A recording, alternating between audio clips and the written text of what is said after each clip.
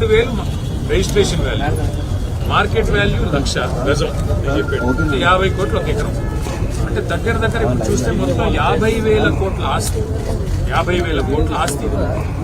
ఇది కేవలం ఇక్కడ ఉండే కొంతమంది బడాబాబులు, పెద్దవాళ్ళు, డబ్బులున్న వాళ్ళకి జస్ట్ 12,000 గజం ఉన్నదాన్ని 4,000 గజం ఇచ్చేస్తా అంటున్నారు.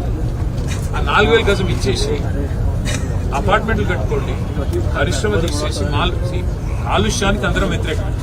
కాలుష్యం ఉండే పరిశ్రమలు హైదరాబాద్ లో ఉండాలా వద్దా అంటే తరలించాలి. మనం కూడా ప్రయత్నం చేసాం. తరలిస్తే ఎక్కడ తరలించాలా? మనం ఫార్మాసిటీ అని పెట్టాం.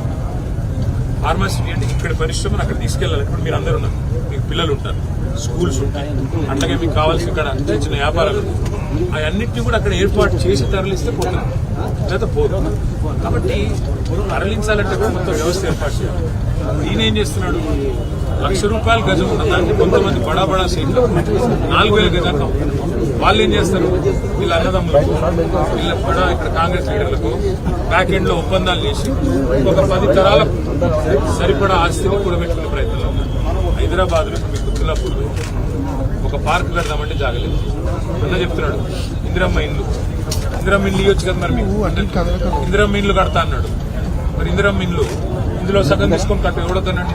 ఇందిరమ్మ ఇండ్లకు జాగలేదు. రోడ్డు వైడనింగ్ చేద్దామంటే జాగలేదు. పార్కింగ్ కి జాగలేదు. ఆఖరికి చచ్చిపోతే బొందలగడ్డకు జాగలేదు. ఇవన్నీ ఇట్లా పెట్టుకొని అపార్ట్మెంట్లు, మాల్స్ ఇష్టం ఉన్నట్టు కట్టుకొని నేను పర్మిషన్ ఇస్తాను. కరెక్టా? ఇంకోటి ఇది మొత్తం ఒక ఇంటి కాదు, 2 కాదు, మీ దగ్గర 1000 ఎకరాలు మొత్తం కలిసి దగ్గర 10,000 ఎకరాలు. 10,000 ఎకరాలు అంటే 5,00,000 కోట్ల ఆస్తి. ఎవరి సొమ్ము అది? ప్రజల సొమ్ము. నాకేం పోయేది లేదు. మాకు బీఆర్ఎస్ పార్టీకి, కేసీఆర్ గారికి, వివేక్ గారికి, రాజ్ గారికి పోయేది ఏంటి? ప్రజల సొమ్ము. రేపు ఇల్లు గట్ట నీకు జాగుంటది, బొందల గట్టకు జాగుంటాయి, పరిశ్రమలు తీసేయాలంటున్నారు.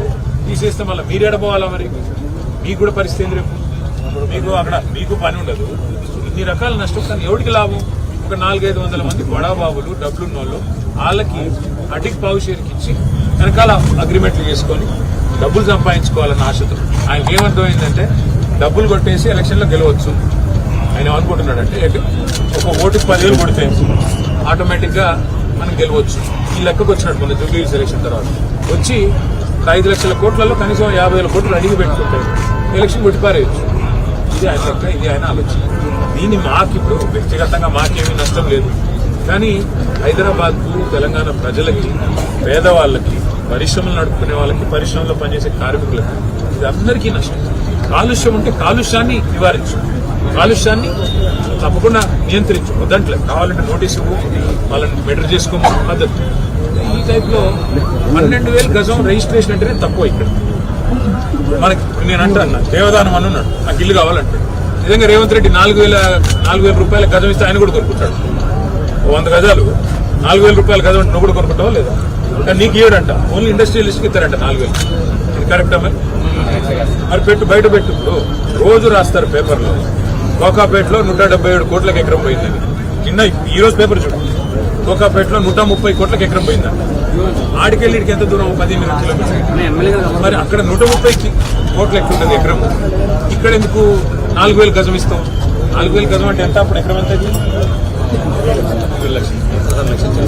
16 లక్షల చిల్లర. 16 లక్షలు, 1,60,000 లక్షల, 16 లక్షలు.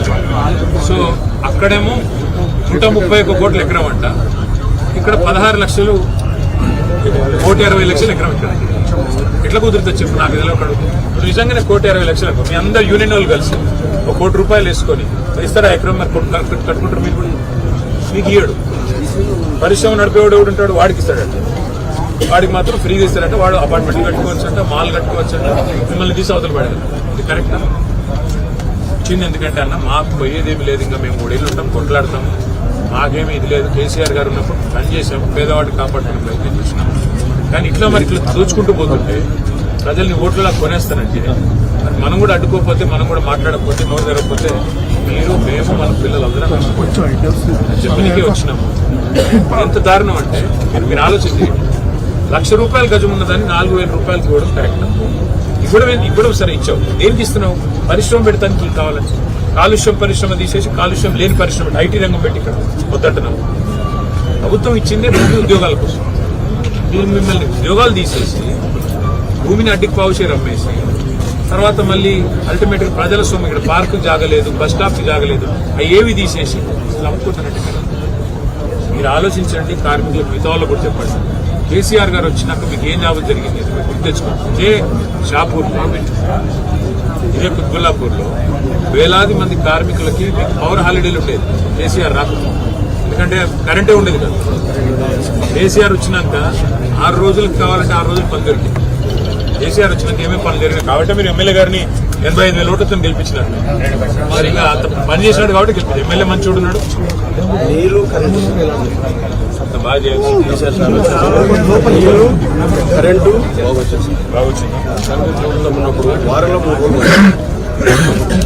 రోజులు వచ్చినాక వాటర్ వల్ల వాటర్ ప్రాబ్లం లేదు సార్. వాటర్ వస్తాను అన్న మాకు చేతనైనంత కాడికి 1,00,000 డబుల్ బెడ్రూమ్ ఇల్లు కట్టాం హైదరాబాద్. ఇలా అయినా మనం కొన్ని పంచినాం, ఇప్పుడు ఈయన కొన్ని పంచుకుంటున్నాడు. కానీ ఒక్కొక్క ఇల్లు విలువ 25-30 లక్షలు.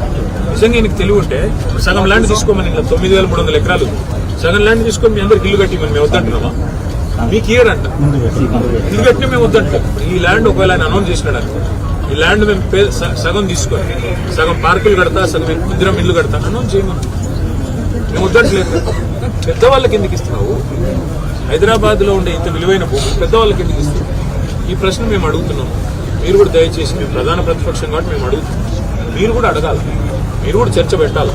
ఎర్రన్నలు అంటే మరి ఇంకా మీరు కాబట్టి ఇంకెవరు మాట్లాడతారా? నాకు అర్థం కాదు. ఎర్రన్నలే మాట్లాడాలి కదా. ఏమంటే పల్లన్న, ఇక మా పల్లన్న కూడా ఎర్రన్న ఒకప్పుడు. ఇప్పుడు గులాబీకి ఎరుపుకు పెద్ద తేడాలు దగ్గర ఉంటుంది కలర్. కాబట్టి మీరు కూడా అడగండి. కార్మికులు ప్రతి పరిశ్రమలో చైతన్యవంతులు చేయండి. మేము కాలుష్యం ఇటు ఉండాలంటలేము. కాలుష్యాన్ని నివారించండి, కాలుష్యాన్ని తొలగించండి. కావాలంటే ఈ జాగా తీసుకుని 1000 ఎకరాలు ఉంది కదా, 500 ఎకరాలు ఇల్లు కట్టి మేము వద్దంటలేదు.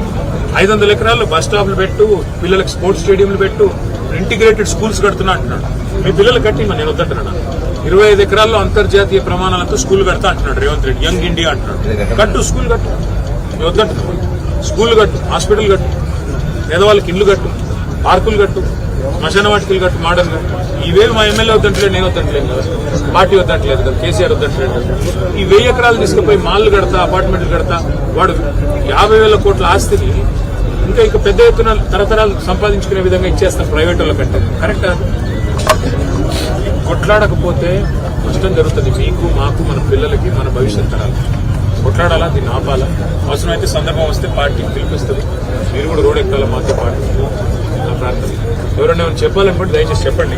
నిజంగా ఒక మాట చెప్పండి, నేను చెప్పింది తప్ప. ఇప్పుడు ఇక్కడ గజం 1,00,000 ఉంటుందా ఉండదా? ఎవరన్నా లక్షలు లేదన్న వాళ్ళు ఎవరైనా చెప్తారా? ఉన్నదా? 1,00,000 రూపాయలకి ఏమవుతలేదు? 1,00,000 రూపాయలకి ఏమెందుకు వస్తలేదు? 1,00,000 రూపాయలకి రేవంత్ రెడ్డి లెక్క ప్రకారం ఇక్కడ ఎన్ని గదాలు వస్తుందా? 4,000 గజం అంటే 25 గదాలు వస్తుంది.